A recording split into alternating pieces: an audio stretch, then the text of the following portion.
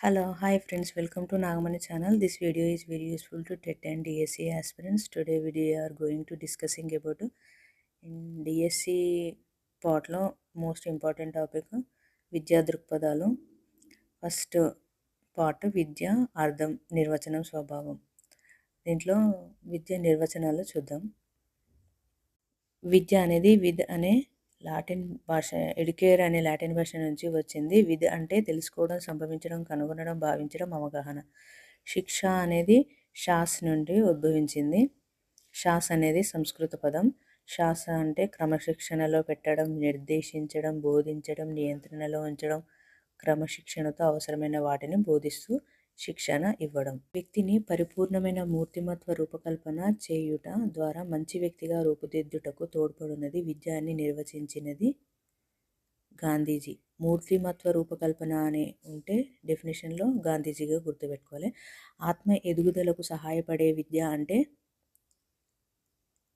అరవిందుడు. ఆత్మ ఎదుగుదలకు సహాయపడేది విద్య అంటే అరవిందుడు. ఆరోగ్యవంతమైన శరీరంలో ఆరోగ్యపరమైన మనస్సు నింపడమే విద్య అని చెప్పింది అరిస్టాటిల్. ఆరోగ్యం అని అంటే అరిస్టాటిల్కి గుర్తుపెట్టుకోవచ్చు. వ్యక్తి పరిపూర్ణ వికాసం, పురోగతి పొంది ఎదురయ్యే సమస్యలకు పరిష్కారం ఇవ్వగలిగేది విద్య అని పేర్కొన్నది రవీంద్రనాథ్ ఠాగూర్. సమస్యల నుండి పరిష్కారం ఇవ్వగలిగేది అని వచ్చిందంటే రవీంద్రనాథ్ ఠాగూర్గా గుర్తుపెట్టుకోవాలి. ఇంకొకటి పరిపూర్ణ వికాసం, పురోగతి పొందాలి అని చెప్పిండు రవీంద్రనాథ్ ఠాగూర్. మనిషిని మనిషిగా తయారు చేసేది విద్య అని చెప్పింది రూసో. మనిషిని మనిషిగా తయారు చేసేది విద్య అని చెప్పింది రూసో. ప్రతి మనిషిలో దైవాంశ పరిపూర్ణంగా ఉంటుందని, దానిని వెలికి తీయడమే విద్య అని పేర్కొన్నారు. దైవాంశ పరిపూర్ణంగా ఉంది అని అంటే వివేకానందుడు.